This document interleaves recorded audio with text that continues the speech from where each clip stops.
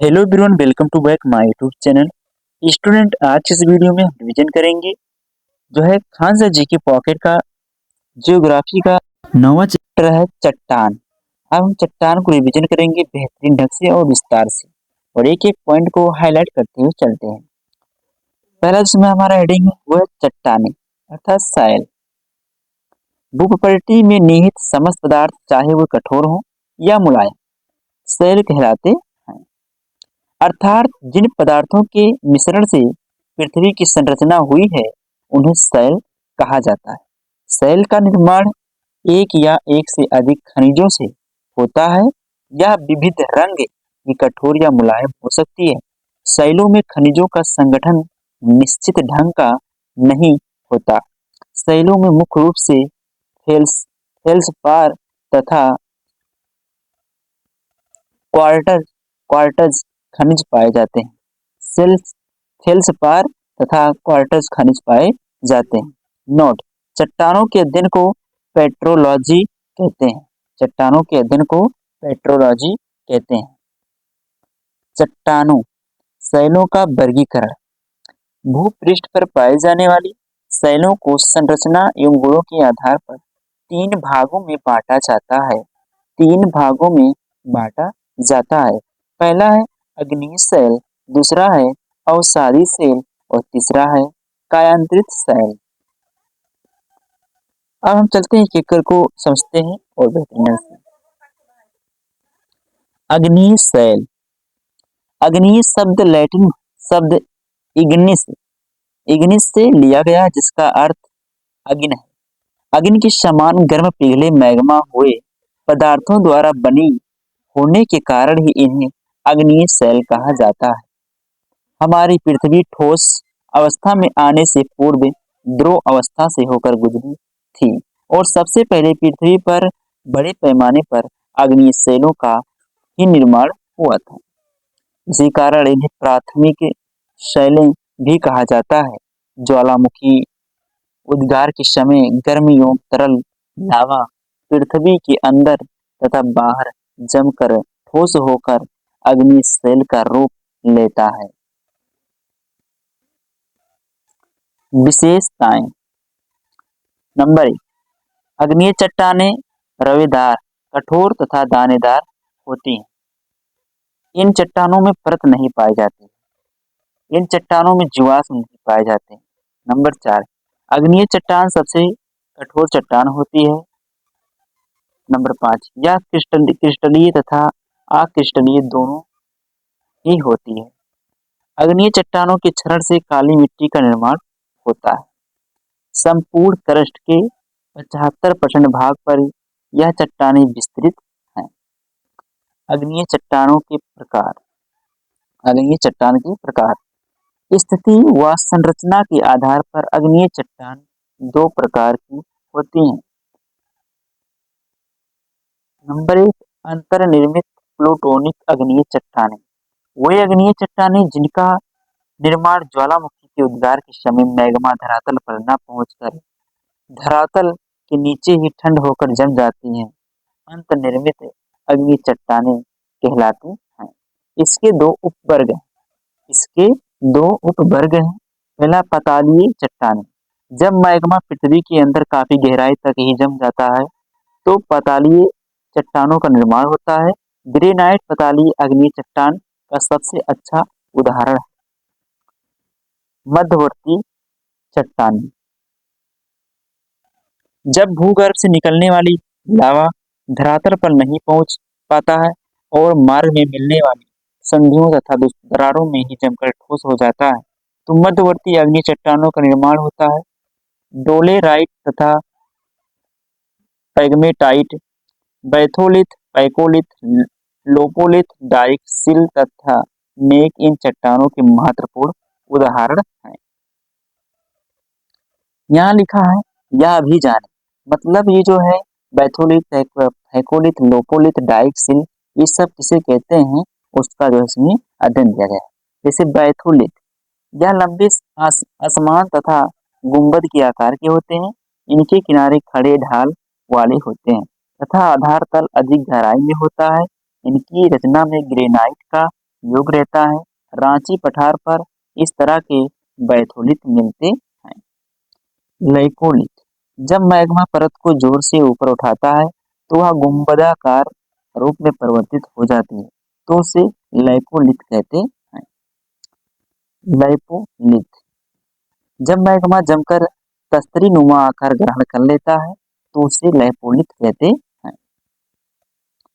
Phi- फाइकोलिथ, जब magma लहरदार आकृति में जमता है तो फाइकोलिथ कहलाता है। सिल, जब मैग्मा भूपृष्ठ की समांतर परतों में फैलकर जमता है तो उसे सिल कहते हैं। डाइक, जब मैग्मा किसी लंबवत दरार में जमता है तो डाइक कहलाता है। अंतर्निर्मित चट्टानों के कुछ अन्य उदाहरण: ग्रेनाइट, डायोराइट, डाइबेस, पैगमेटाइट, डोलेराइट। ग्रेनाइट के दो प्रमुख घटक हैं, सिलिका एवं एल्युमिनियम। बाह्य अग्नेय चट्टानें, नंबर 2 था इसका प्रकार जो अग्नेय चट्टान का, तो यह था दूसरा बाह्य अग- अग्नेय अग्नेय चट्टानें। जब मैग्मा धरातल पर पृथ्वी के रूप में बाहर निकलकर ठंड होकर ठोस रूप धारण कर लेता है तो उसे बाह्य या बहि बहिर्वेदी अग्नेय चट्टान कहते हैं। बेसाल्ट, अस्तिस्म इन चट्टानों का प्रमुख उदाहरण है।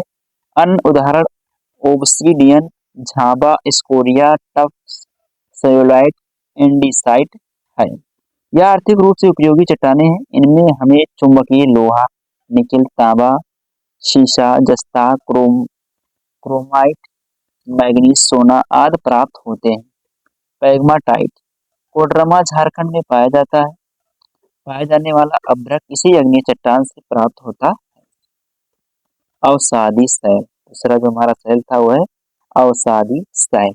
अग्नेय व रूपांतरित शैलों के अपरदन एवं निक्षेपण सीली भवन प्रक्रिया के परिणाम स्वरूप निर्मित चट्टानें अवसादी शैल कहलाती हैं। ये चट्टानें ये चट्टानें परतदार शैलें भी कहलाती हैं। ये चट्टानें परतदार शैलें भी कहलाती हैं क्योंकि इन चट्टानों का निर्माण होते समय परत दर परत के रूप में जमती जाती हैं। इन चट्टानों में जीवाश्म पाए जाते हैं जिसके अंतर्गत कोयला, पेट्रोलियम गैस, खनिज आदि मिलते हैं। महानदी गोदावरी तथा दामोदर आदि नदियों के बेसिनों से अवसादी चट्टानें प्राप्त होती हैं। इनका निर्माण जल तथा स्थल दोनों भागों में होता है। इनके निर्माण में चट्टान चूर्ण के साथ ही जीवाश्मों तथा वनस्पतियों का भी योगदान होता है। जीवाश्मों की उपस्थिति से चट्टान विशेष के समय का भी आसानी से पता लगा लिया जाता। क्षेत्रीय विस्तार की दृष्टि से इनका विस्तार भूपृष्ठ के 75% प्रतिशत भाग पर है, लेकिन संपूर्ण भूपृष्ठ की बनावट में इसका योगदान मात्र 5% ही है। यह शैल रवेदार तो नहीं होती किंतु इसमें परतें पाई जाती हैं। इनमें संधियां तथा जोड़ बहुतायत से मिलती हैं। ये कोमल स्वभाव वाली शैलें हैं अतः अपरदन जल्दी होता है। इसमें अपरदन जल्दी होता है।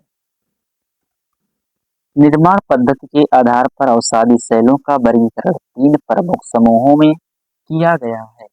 नंबर 1, यांत्रिक रूप से निर्मित अवसादी शैल का उदाहरण बलुआ पत्थर, पिंड शिला, चूना पत्थर, शेल, लोयस, कंग्लोमेरेट, सिल्ट मृत्तिका आदि।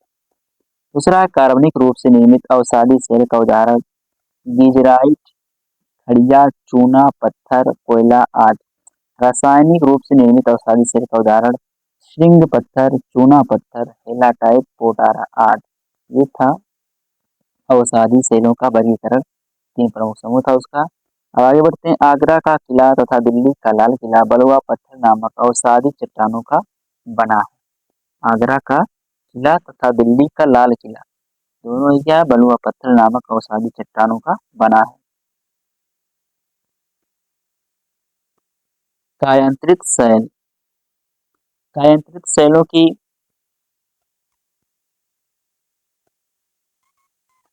कायांतरित शैल मेटामॉर्फिक रॉक।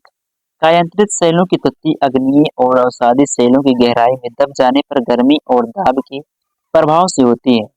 पृथ्वी के भीतरी भाग में गर्मी और दाब के कारण शैलों में भौतिक और रासायनिक परिवर्तन होते हैं। इन परिवर्तनों के द्वारा मूल चट्टानों में या तो नए खनिज बन जाते हैं या शैलों की संरचना बदल जाती है। इसी क्रिया को शैलों का कायांतरण कहते हैं। यह चट्टानें सर्वाधिक कठोर होती हैं। रूपांतरित चट्टानों के उदाहरण: अग्नीय चट्टान, रूपांतरित चट्टान, अग्नि से रूपांतरित, ग्रेनाइट से नीरस नाइस, ग्रेबू, सरपेंटाइन, बेसाल्ट, सिस्ट, बिटुमन, कोयला, ग्रेफाइट। अवसादी चट्टान, रूपांतरित चट्टान, अवसादी से रूपांतरित, शैल, स्लेट, चूना पत्थर, संगमरमर, कड़वा पत्थर, क्वार्टजाइट, ईंट, कोयला। रूपांतरित चट्टान, रूपांतरित चट्टान, स्लेट, फाइलाइट, फाइलाइट सिस्ट। अपरदन चट्टानों के टूटकर घिस जाने की प्रक्रिया को अपरदन कहते हैं। चट्टानों के टूटकर घिस जाने की प्रक्रिया को अपरदन कहते हैं। महत्वपूर्ण तथ्य: अपक्षयण वह प्रक्रिया जिसके द्वारा चट्टान खंडित होकर पृथ्वी की सतह पर तलछट, कीचड़, मिट्टी और पदार्थ के रूप में परिवर्तित हो जाती है।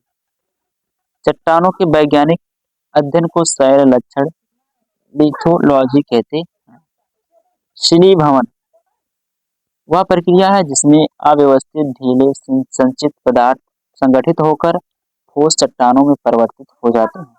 जियोलाइट जब ज्वालामुखी चट्टान या राख क्षारीय जल के साथ प्रतिक्रिया करती है तो जियोलाइट का निर्माण होता है। यह एक प्रकार का खनिज है जो एल्युमिनियम, सिलिका और ऑक्सीजन से निर्मित है। शैल मूल पृथ्वी की सतह से नीचे द्रवीभूत शैल को शैल मूल कहा जाता है। पृथ्वी की चट्टानों में पाए जाने वाले तत्वों की मात्रा के अनुसार क्रम: ऑक्सीजन जो है 46.6%, सिलिकॉन 27.7%, एल्युमिनियम 8.1%, लोहा 5.6%, मैग्नीशियम, कैल्शियम, सोडियम, पोटेशियम। विश्व की प्राचीनतम चट्टानें ऑस्ट्रेलिया में है जो 430 करोड़ वर्ष पहले निर्मित हुई थी। तो आज का रिवीजन हमारा इतना ही। तो अगर आपको ये वीडियो पसंद आया होगा तो प्लीज वीडियो को लाइक से सब्सक्राइब करें, सपोर्ट जरूर करें। तो आज के लिए इतना ही, मिलते हैं नेक्स्ट वीडियो में, तब तक के लिए पढ़ते रहिए। जय हिंद, जय भारत।